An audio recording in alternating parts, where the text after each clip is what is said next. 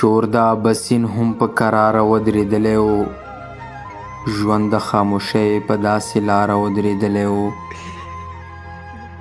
خولې نه یې په خپله راوتې د ازادۍ نغمې. دا سړی په داسې یوه خاوره ودرېدلی و. کور ته چې راتلو ډکې منګولې به یې راوړلې. خپله به بازار کې په نهاره ودرېدلی و. ولې د انسان ظلم ته ځمکه ودرېدلې وه؟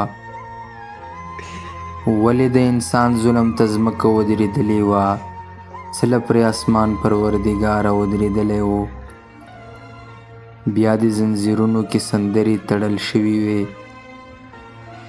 بیا د زنځیرونو کې سندرې تړل شوي وې. بیا د کروبار له کفنکاره ودرېدلی و.